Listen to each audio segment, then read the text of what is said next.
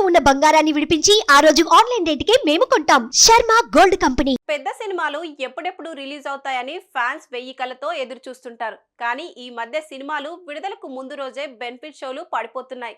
తాజాగా అల్లు అర్జున్ నటించిన పుష్ప 2 సినిమాను కూడా బెనిఫిట్ షోలు ప్రదర్శించారు థియేటర్ యాజమాన్యాలు.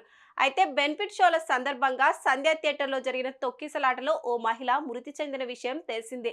ఈ ఘటనపై తాజాగా మంత్రి కోమటిరెడ్డి వెంకటరెడ్డి స్పందించి బెనిఫిట్ షోలపై కీలక ప్రకటన చేశారు. ఇంతకు ఆయన ఏమన్నారో ఓసారి చూద్దాం.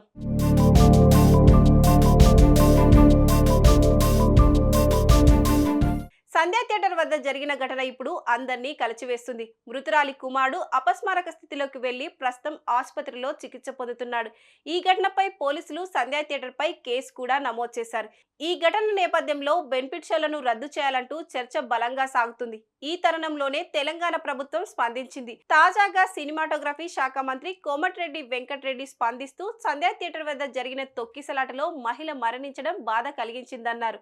హీరోలు అలాంటి సమయంలో వెళ్లడం ఎంతవరకు కరెక్ట్ అని కూడా ఆయన ప్రశ్నించారు.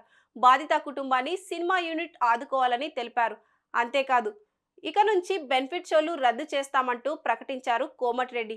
ఇక నుంచి విడుదలయ్యే సినిమాలకు తెలంగాణలో బెనిఫిట్ షోలకు అనుమతించమని తెలిపారు. ఈ నేపథ్యంలో ఇకపై ఉదయం 7 గంటలకే తొలి షో ఉండే అవకాశాలున్నట్లు తెలుస్తోంది.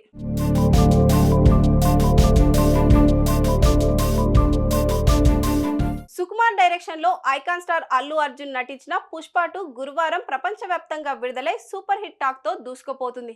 అయితే ఈ మూవీని ఓ రోజు ముందుగానే బెనిఫిట్ షోలో ప్రదర్శించారు.